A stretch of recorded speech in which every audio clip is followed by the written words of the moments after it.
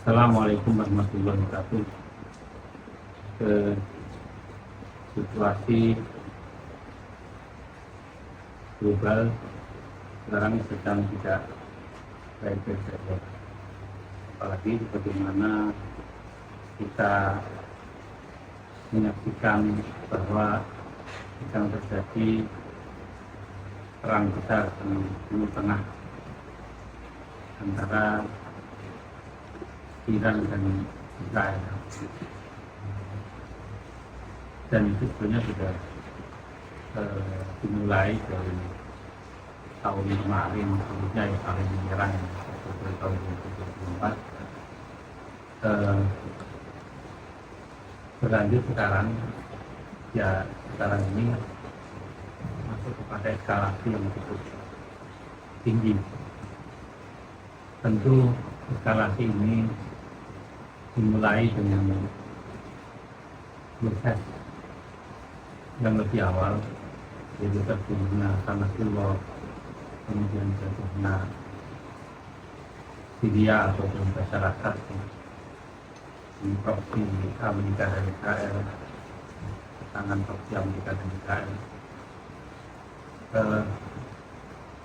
Ini membuat Israel lebih mudah untuk melakukan serangan terhadap Iran. Iran adalah satu-satunya negara yang belum bisa ditaklukkan, baik secara politik, ekonomi maupun militer. Tetapi sudah dilakukan amputasi beberapa kekuatannya bagaimana kita lihat tadi. Sehingga eskalasi ini itu adalah merupakan tujuan utama dari proksi Amerika dan tentu untuk di Timur Tengah antara Israel untuk menghabisi Iran ataupun mengubah Iran menjadi sebuah pemerintahan yang loyal kepada Amerika. Tentu tidak semudah yang dibayangkan. Sebagaimana kita semua mengetahui, ketika Israel melakukan penyerangan awal sebagai sebuah bentuk penyerangan yang cukup mematikan, karena dalam penyerangan awal malam Jumat kemarin itu berhasil membunuh beberapa ilmuwan, juga pimpinan tertinggi, panglima tertinggi Garda Nasional atau Garda Revolusi Iran, kemudian juga komandan markas besar Salam Shah Ambia, dan tentu mereka adalah tokoh-tokoh yang dilindungi secara ketat, tapi nyatanya bisa ditunduk oleh intelijen Israel, Mossad, dengan penyerangan lebih mengutamakan drone yang diluncurkan dari dalam Iran sendiri, dan drone-drone tersebut itu diselundupkan melalui jalur Syria, Irak, dan kemudian Iran. Nah, ini menarik untuk kita analisis. Sebetulnya apa yang dicari oleh Israel maupun Amerika? Sebetulnya tadi sudah kita utarakan bahwa satu-satunya negara yang menjadi penghalang Israel dan Amerika untuk menguasai seluruh Timur Tengah itu adalah tinggal Iran saja. Dan kemudian mengapa Amerika itu menguasai Timur Tengah? Ya sebenarnya ya tidak lain tidak bukan adalah karena energi dunia, mineral. Jadi minyak bumi itu 40% masih didapatkan dari wilayah teluk,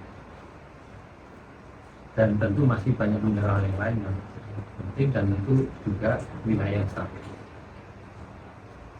Di samping itu secara politis, ya, mungkin religius juga, Iran adalah sebuah negara yang secara terang-terangan mengatakan mau menghapus Israel dari peta, artinya yang ingin menghancurkan. Dulu mungkin itu adalah sebuah retorika, tapi pada kenyataan sekarang ini ada benarnya kata-kata Iran tersebut, karena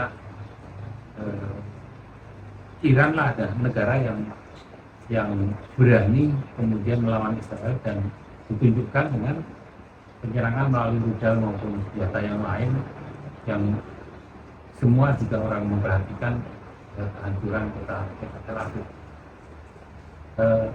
Dulu pernah dilakukan yang sama dalam kapasitas yang lebih kecil oleh Saddam Hussein, dan Saddam Hussein sudah sudah diselesaikan, diganti, dan rejimnya diganti dengan rejim baru yang loyal terhadap Amerika sampai sekarang ini. Meskipun 70% penduduk Irak itu adalah Syiah, tetapi secara pemerintahan itu lebih banyak dikendalikan dengan Amerika, karena Amerika juga masih punya beberapa pangkalan militer di Irak. Termasuk seperti kita katakan tadi, bahwa serangan-serangan Israel baik melalui intelijennya maupun dari tentara-tentara yang diselundupkan itu melalui jalur Irak. Nah, kalau seandainya ujung dari mengapa Amerika dan Israel ingin menguasai Timur Tengah, di samping itu adalah wilayah strategis, juga karena kaya mineral. Jika itu memang alasannya, dan menurut saya itu ada benarnya, itu artinya bahwa kalau nanti katakanlah Iran itu berhasil ditaklukkan oleh Israel, tentu Amerika tidak akan berhenti di situ. Dia akan menyasar negara-negara yang potensial dan kaya mineral.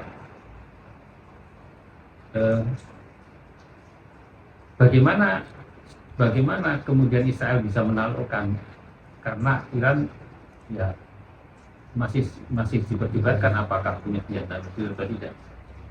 Katakanlah tidak ya, tetapi apa benar negara-negara proksi Iran ya, katakanlah Pakistan atau Cina atau Rusia akan membantu, mungkin membantu, mungkin tidak. Tapi kalau sebelum perang memang Cina terlibat di dalam pengembangan rudal-rudal Iran, di mana salah satu sumber mengatakan bahwa rudal-rudal Iran itu mesinnya juga masih disupport dari Cina. Nah,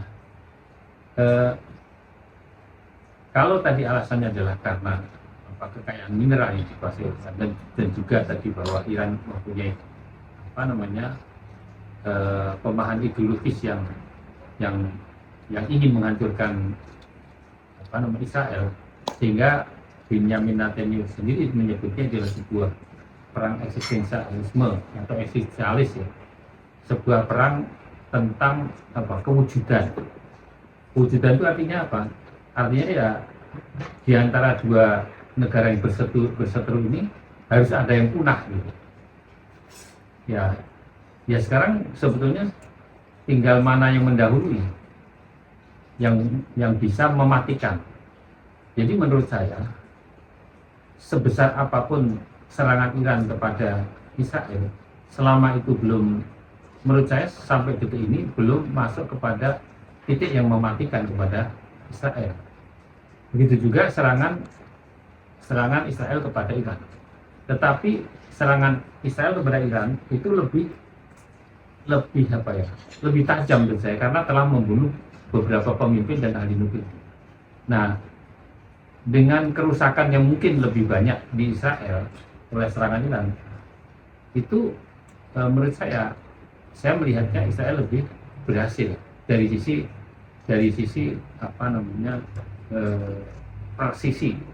persisi kehancuran. Kehancuran itu tidak harus bangunan, tetapi adalah fondasi sebuah negara. Nah, tentu kita juga mendengar bahwa Benjamin Netanyahu itu memang menyasar Ali Khamenei untuk dibunuh. Di dalam media kita juga baca bahwa Amerika melarang pihak dibunuh. Tetapi itulah kunci penyelesaian masalah menurut Israel, dan mungkin bisa jadi karena dengan terbunuhnya Khamenei mungkin nanti akan muncul kekuatan yang akan menggantikan kekuasaan model Walidul Faqih ya, yang sekarang ini berjalan, diganti dengan pemerintahan mungkin demokrasi ataupun apapun namanya, yang tentu condong ke barat, condong ke Amerika. Nah, tetapi dengan demikian apakah kemudian Iran juga tidak ingin menang secara telak terhadap Israel? Saya kira sudah sewajarnya juga Iran juga menyasar juga untuk membunuh Benyamin Netanyahu menurut saya.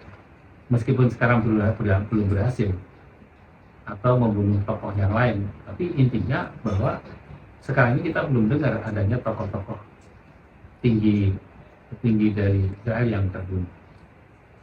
Nah, mungkin ini adu cepat mana yang bisa menyelesaikan. Nah, berita terakhir adalah Amerika memang didorong oleh Israel. Kita tidak tahu persis ya, tetapi bahwa gerakan-gerakan militer sudah menunjukkan bahwa Amerika juga memperkuat, makin hari makin memperkuat posisinya di Timur Tengah untuk bisa mungkin terlibat langsung dalam perang. Ada dua sih pilihan, kemudian menyasar langsung kepada kepada wilayah yang sangat penting yaitu nuklir ya, menghancurkan nuklir. Kemudian yang kedua, atau justru menyasar kepada Ali Khamenei. Tapi kalau kita lihat seperti kasus di Irak dulu, itu dilumpuhkan dulu, kemudian nanti seakan-akan ya Amerika sedang menjalankan sebuah hukum internasional dan mengadili Imam Khomeini sebagaimana dihadirinya Saddam Hussein. Nah, itu seakan-akan nanti ya Amerika menjadi hero-nya. Nah, itu mungkin salah satu. Kembali kepada tujuan. Kalau seandainya tujuan Amerika sama Israel ini adalah memang melumpuhkan ya negara-negara yang dianggap tidak sejalan dengan politik luar negeri Amerika dan kepentingan Amerika, dan juga tidak memberikan jaminan terhadap kekayaan mineralnya untuk kepentingan Amerika, itu akan menjadi tantangan, akan ditaklukkan oleh Amerika.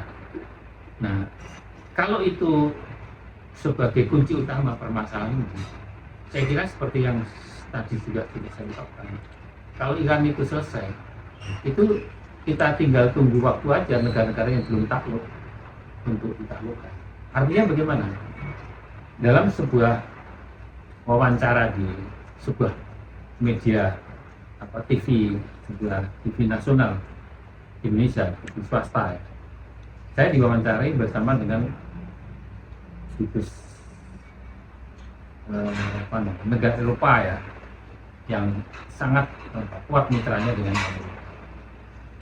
Jadi waktu perang Teluk yang kedua tahun 2003 dan menjelang jatuhnya Saddam Hussein, presenter bertanya kepada Yang Mulia Dubes tersebut, mengapa Amerika menyerang Irak? Kemudian dijawab oleh Dubes yang aktif tersebut, ya jawabannya persis apa yang disampaikan oleh pemerintah Amerika secara resmi, yaitu karena Irak mempunyai senjata pemusnah massal, dan kemudian Saddam Hussein itu dianggap sebagai penjahat perang karena telah melakukan genosida terhadap masyarakat waktu itu, khususnya untuk kalangan masyarakat Syiah. Nah, ya jawaban itu tidak memberikan hal yang baru ya. Dan saya menjawab lebih luas dari itu karena kan saya lebih bebas ya. Kemudian ketika keluar di lobi dan tidak ada orang, beliau berbisik kepada saya, Amerika menyerang Irak itu sebetulnya itu sasaran antara. Artinya apa? Ya sebenarnya Irak itu ya cuma bukan tujuan gitu. Terus mau kemana Amerika? Mau ke Iran. Itu tahun 2003 itu. Tapi belum tersinggung itu juga sasaran antara. Luarnya Iran itu juga bukan tujuan utama. Terus mau kemana dia? Mau ke Asia Tengah. Mengapa tujuan itu? Karena mineral. Nah, jadi ujungnya mineral. Karena apa? Kita itu kan manusia ya, dan apa namanya? Dan Amerika orang-orang manusia. Sebetulnya kita itu kan masih terngiang-ngiang oleh ini ya, oleh apa namanya, himbauan, iming-iming dari iblis ya. Isinya apa? Bahwa Nabi Adam dulu itu kalau mau kekal abadi di surga agar makan buah keabadian, yaitu Syajaratul Khuld gitu. Nah, sebetulnya keinginan abadian itu sebenarnya naluri ya semua pihak, ya termasuk negara-negara besar, dan mereka punya apa namanya, punya peluangnya gitu, walaupun dengan melakukan penindasan ya. Jadi intinya adalah mineral gitu, dan sekarang seluruh dunia juga sedang berperang karena mineral, mengabaikan segala hal yang terkait dengan kemanusiaan, demokrasi, apalagi dan lain-lainnya. Nah, menariknya adalah kalau menurut saya ini mungkin masih sangat terlalu dini, adalah bahwa kalau Iran selesai nih, itu nyasarnya itu ke Indonesia gitu. Tapi apakah Indonesia akan diserang Israel? Enggak juga, tidak perlu diserang ya, mungkin perlu dikacaukan aja Indonesia ini, dibikin faksi-faksi, kemudian atau mungkin diadu domba atau macam-macam, agar yang berkuasa di Indonesia adalah orang-orang yang apa, loyalitasnya terhadap Barat atau kepada Amerika khususnya itu bisa dijamin. Kalau sekarang ini kan menurut indeks Indonesia itu kan kecenderungannya apa, hubungan luar negerinya tertinggi kepada Cina sampai 72% atau 70%. Tinggi, jadi 30%-nya baru ke Amerika. Nah, kalau itu yang terjadi ya itu Indonesia punya dua sebab. Pertama, loyalitas. Dan yang kedua, kita jelas-jelas menjadi anggota BRICS sekarang. Anggota BRICS sebuah kelompok orang yang tidak disenangi oleh mereka, bahkan musuh. Kemudian alasan yang kedua adalah sebagaimana tadi Amerika bilang Timur Tengah tadi, karena kita kaya mineral. Dan yang ketiga mungkin bisa ditambahkan di sini apa, orang-orang apa namanya, kerasnya juga banyak gitu ya. Nah, tiga hal ini saya kira cukup ya, menjadi alasan, menjadi sasaran apa namanya, Amerika untuk ditaklukkan. Nah, caranya tentu tidak harus seperti yang terjadi sekarang, tidak dengan cara lain. Oleh karena itu waspadalah Indonesia. Terima kasih. Assalamualaikum warahmatullahi wabarakatuh.